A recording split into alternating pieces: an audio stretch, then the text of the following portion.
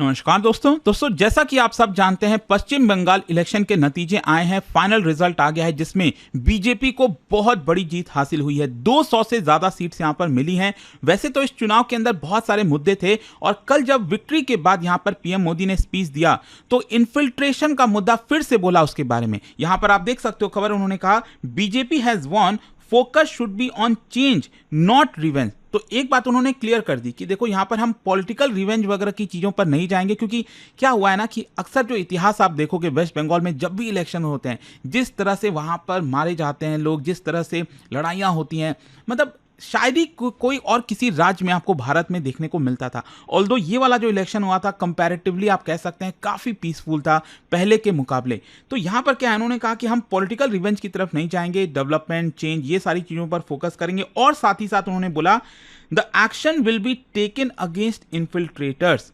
तो क्या एक्चुअल में जो बीजेपी गवर्नमेंट जो बनाने जा रही है, क्या वो यहाँ पर इन्फिल्ट्रेशन का जो मुद्दा है उसको सही से हैंडल कर पाएगी? क्योंकि आपको याद होगा कुछ समय पहले ये भी बातें आ रही थी बार बार कि सेंट्रल गवर्नमेंट यहाँ पर फेंसिंग करना चाह रही है लेकिन लैंड अलॉटमेंट नहीं हो पा रहा है।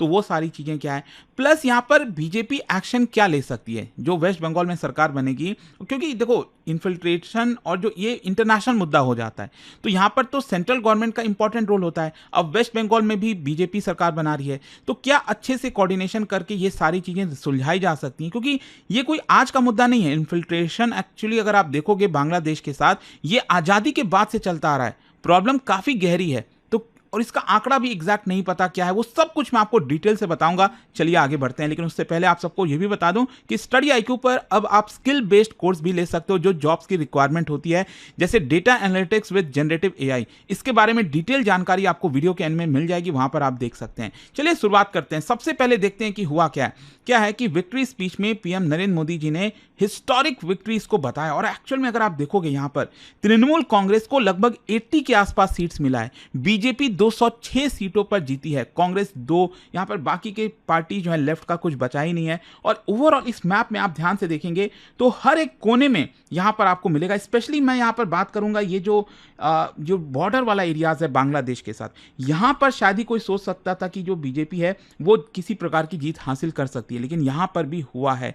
तो उन्होंने अपने चीजों में बताया, जो विक्ट्री स्पीच दी उसमें कहा हम स्ट्रांग गवर्नेंस, वेलफेयर एक्सपेंशन, इसके ऊपर तो फोकस करेंगे, साथ ही साथ स्ट्रिक्ट एक्शन लिया जाएगा इन्फिल्ट्रेटर्स के खिलाफ। और ये मुद्दा देखो, ये जो पूरा चुनाव हुआ था वैसे तो उसमें बहुत सारे मुद्दे थे, उसमें ये एक बहुत बड़ा मुद्दा सामने निकल कर आया था। यहां पर इनफैक्ट ये जीत अगर आप देखोगे ना तो इसमें ममता बनर्जी वो अपनी सेफ सीट भी नहीं बचा पाई हैं।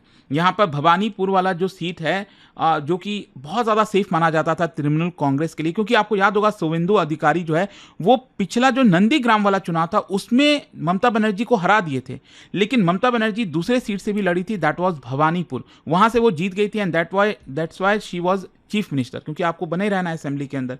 तो इस बार वो भवानीपुर सीट से लड़ रही थी, लेकिन यहां पर शुवेंदु अधिकारी ने भी हरा दिया है और इसी की वजह से वो अब यहां पर असेंबली में नहीं जा पाएंगी। अच्छा, यहां पर हम इन्फिल्ट्रेशन की बात करते हैं। क्या है कि बंगाल में जैसा मैंने बताया कि ये काफी लंबे समय से चलता आ रहा है। जब पार्टीशन हुआ 1947 में तो उस समय भी मैसिव मात्रा में ईस्ट पाकिस्तान से, जो कि उस समय ईस्ट पाकिस्तानी कहा जाता था, वहां से लोग इधर आए थे। So Bengal became a long term migration corridor एक प्रकार से बन गया। उसके बाद सबसे बड़ा मुद्दा आया 1971 का, जब बांग्लादेश लिबरेशन वॉर, जो पाकिस्तान है उन्होंने बहुत अत्याचार किया वहां पर लोगों पर, और इसको देखते हुए बहुत से मिलियंस की संख्या में लोग जो है भारत की तरफ आए। 10 मिलियन रिफ्यूजीज बताया जाता है जो भारत में एंटर किए और सभी वापस नहीं गए। उसमें से बहुत सारे ऐसे थे, ज्यादातर ऐसे थे जो परमानेंटली सेटल हो गए वेस्ट बंगाल में, आसाम में, त्रिपुरा में, और फिर देश के बाकी हिस्सों में भी जाकर जो है सेटल होने लगे। तो इसकी वजह से जो लॉन्ग टर्म डेमोग्राफिक चेंजेस है वो आपको देखने को मिला। लगातार पॉलिटिकल डिबेट्स होते रहे सिटीजनशिप को लेकर, इलीगल इमिग्रेशन को लेकर। अच्छा, यहां पर सरकार ने क्या क्या करने की कोशिश की? देखो, लीगल तौर पर आप देखोगे तो बहुत ज्यादा ऐसा कुछ हुआ नहीं, लेकिन 2019 में सरकार एक सीएए लेकर आई थी, सिटीजनशिप अमेंडमेंट एक्ट, जिसमें यह कहा गया था कि देखो जो परसिक्यूटेड माइनॉरिटीज़ हैं हमारे नेबरिंग कंट्रीज़ में, चाहे वो बांग्लादेश हो, अफगानिस्तान हो, पाकिस्तान हो, तो वहाँ पर अगर हिंदुओं के साथ, सिखों के साथ, बुद्धिस्ट के साथ, जैन के साथ, इन सब के साथ अगर कोई भी अत्याचार हो रहा है तो वो भारत में आए हैं तो उनको हम सिटीजनशिप देंगे। तो जो रेफ्यूजीज़ हैं, जो परसिक्यूटेड हैं, वो एलिजिबल हैं, लेकिन जो इलीगल माइग्रेंट्स हैं, स्पेशली यहाँ पर ये कहा जा रहा था कि क्योंकि इसमें मुस्लिम्स को इंक्लूड नहीं किया गया है, ये जो कंट्रीज़ हैं, चाहे अफगानिस्तान है, बांग्लादेश है, यहाँ पर मुस्लिम्स मेजॉरिटी में है, तो इसकी वजह से उनको यहाँ पर नहीं दिया जा रहा था, क्योंकि यहाँ पर स्पेसिफिकली माइनॉरिटीज़ की बात कही गई थी नेबरिंग कंट्रीज़ में। ऑल्दो इसको लेकर भी बहुत ज़्यादा यहाँ पर मुद्दा उठा था, और 2024 का जो इलेक्शन था लोकसभा का, उसके जस्ट पहले इसको इंप्लीमेंट किया गया था।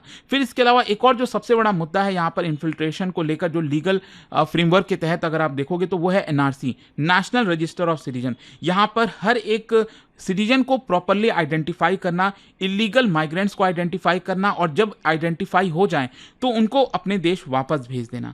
तो अगेन ये भी बहुत ज़्यादा कंट्रोवर्शियल था, ये इंप्लीमेंट नहीं हो पाया, एक्सेप्ट आसाम में तो ये लंबे समय से चल रहा था, 1970 से। तो यहाँ पर आसाम में इसको इंप्लीमेंट किया गया था, लेकिन उसको भी लेकर बहुत कंट्रोवर्सी हो गई थी। इनफैक्ट इसीलिए आप देखोगे तो यहाँ पर कल जो इलेक्शन का नतीजा आया है उसमें राहुल गांधी जी ने वैसे तो केरला को लेकर काफ़ी थैंक यू भी बोला है कि कांग्रेस सरकार वापस आ रही है, तमिलनाडु में जो टीवीके की पार्टी, जो एक्टर विजय हैं, उनको बधाई दी, लेकिन बंगाल को लेकर उन्होंने ये कह दिया, आसाम और बंगाल को लेकर, कि यहाँ पर जो इलेक्शन है वो बीजेपी ने गलत तरीके से जीता है, इलेक्शन कमीशन के सपोर्ट से जीता है। और मैं ममता जी के साथ एग्री करता हूं कि 100 से ज्यादा सीट्स की चोरी की गई है, और ये प्लेबुक हमने पहले भी देख रखा है, मध्य प्रदेश हो, हरियाणा हो, महाराष्ट्र हो। तो ये सारी चीजों को लेकर राहुल गांधी जी ने ट्वीट किया, चुनाव चोरी, संस्था चोरी, और अब चारा ही क्या है। तो ऐसा उनका ये था कि बेसिकली ये जो आसाम और वेस्ट बंगाल का चुनाव का नतीजा आया है, ये क्लियरली गलत तरीके से बीजेपी ने जीता, ऐसा leader of opposition Rahul Gandhi ji का कहना था। खैर, इसके अलावा यहाँ पर इन्फिल्ट्रेशन की हम बात करें तो बॉर्डर मैनेजमेंट सिस्टम हो गया। तो यहाँ पर जो मैंने आपको बताया था ना कि जब अभी कुछ समय पहले यहाँ पर केंद्र सरकार की तरफ से कुछ आर्गुमेंट था कि हम फेंसिंग करना चाहते हैं, पता चल रहा था, रिपोर्ट्स में आ रहा था कि वेस्ट बंगाल लैंड प्रोवाइड नहीं कर रही है। तो ये सारी चीज़ें भी इंपॉर्टेंट हो जाती हैं कि अगर आपको वो रोकना है परमानेंटली अच्छे तरीके से, तो आपको टेक्नोलॉजी का इस्तेमाल करना होगा, फेंसिंग हो गया, फ्लड लाइट हो गया, स्मार्ट सर्विलेंस करना होगा, कैमरा से लेकर हर एक चीज़, तभी आप इसको परमानेंट तरीके से रिजॉल्व कर पाओगे। खैर, यहाँ पर क्या होता है ना कि ये जो इन्फिल्ट्रेशन का मुद्दा था, ये एक बड़ा पॉलिटिकल स्ट्रैटेजी बन गया।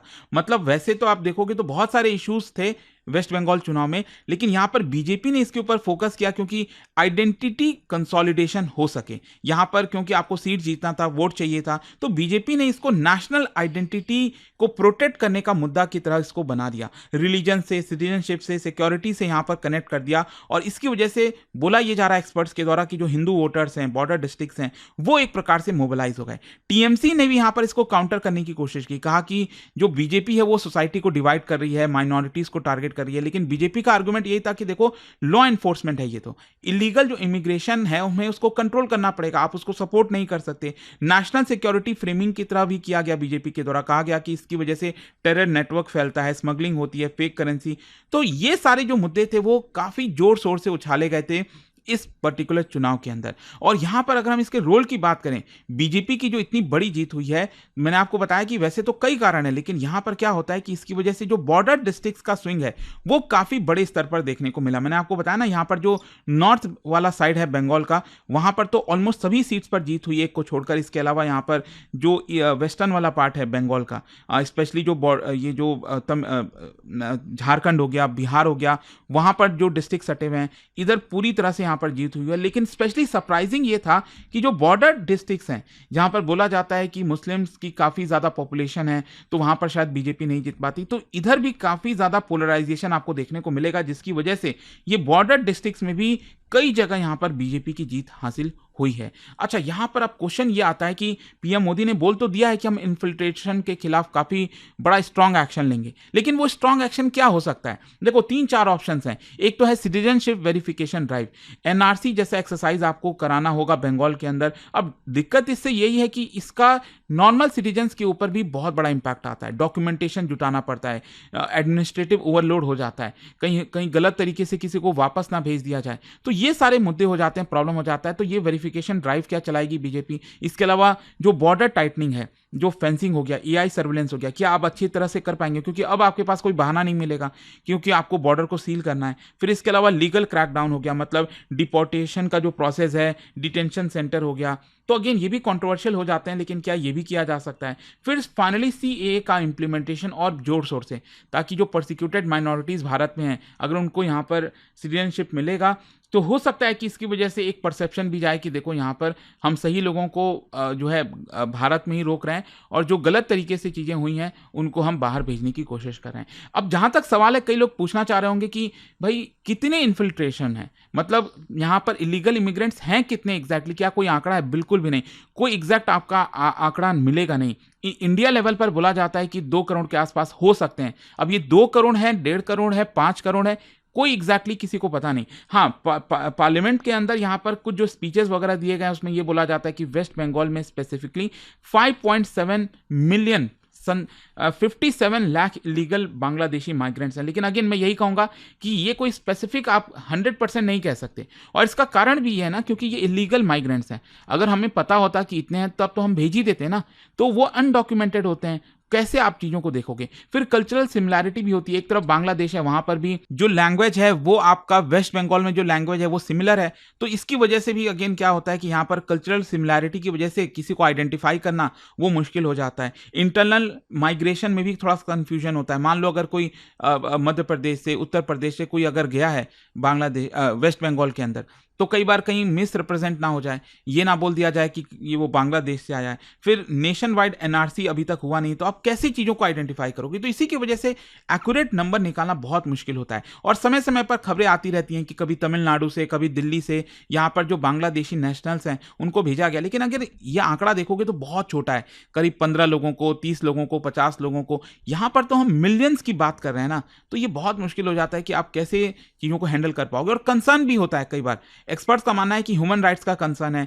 जो पर्सन है आप भेज रहे हो उसको, वो स्टेटलेस हो सकता है, बांग्लादेश एक्सेप्ट करने से मना कर देगा, कम्युनल पोलराइजेशन हो सकता है, एडमिनिस्ट्रेशन में भी चैलेंजेस हैं, डॉक्यूमेंटेशन यूनिवर्सल नहीं है, माइग्रेशन रिकॉर्ड क्लियर नहीं है, इंडिया बांग्लादेश के रिलेशंस खराब हो सकते हैं। ऑल्दो अब धीरे धीरे वापस से चीज़ें इंप्रूव हो रही हैं भारत और बांग्लादेश के बीच में, लेकिन देखते हैं आगे क्या होता है। बट आई होप कि ये जो नतीजा था उसका जो एक मेन क्रस्ट था, पीएम मोदी ने यहाँ पर जो इन्फिल्ट्रेशन की बात की, वो आपको समझ में आ गया होगा। और जाने से पहले एक बहुत ही इंटरेस्टिंग क्वेश्चन, भारत और बांग्लादेश के बॉर्डर को लेकर यहां पर 2 स्टेटमेंट दिया है, बताइए कौन सा करेक्ट है? और इसका जो राइट आंसर है आप सब जानते हैं, मेरे इंस्टाग्राम पर तो मिलेगा ही, वहां पर अगर आप नहीं हो कोई बात नहीं, टेलीग्राम से ले सकते हैं इसका सही उत्तर। दोस्तों, पिछले 2 महीनों में 100 से ज्यादा लोग अपनी फर्स्ट जॉब स्टार्ट कर चुके हैं। यह क्लियर प्रूफ है कि सही गाइडेंस मिल जाए तो सिलेक्शन जरूर होता है। और यहाँ नाम आता है study IQ skill courses powered by career 24/7 का। Digital data, cyber security, data analytics, business analytics, ज्यादातर जॉब्स यहीं आ रही हैं। स्टडी IQ इन्हीं फील्ड्स के लिए ऐसे कोर्सेज देता है जो सिर्फ थियोरेटिकल नहीं बल्कि प्रैक्टिकल और इंडस्ट्री ओरिएंटेड होते हैं। और यहाँ आपको स्टार्ट करना भी सिंपल है, बस इस वीडियो के कमेंट सेक्शन में जाइए, वहां दिए गए लिंक पर क्लिक करिए, जो डिटेल यहाँ दिख रही है इसमें अपना नाम, ईमेल ID, नंबर फिल करिए और डिस्काउंट कोड यूज करिए अंकित लाइव। आपकी अपनी कैरियर जर्नी को स्टार्ट करिए। हम इंश्योर करते हैं कि आपको study IQ new age job के लिए बिल्कुल तैयार कर देगा।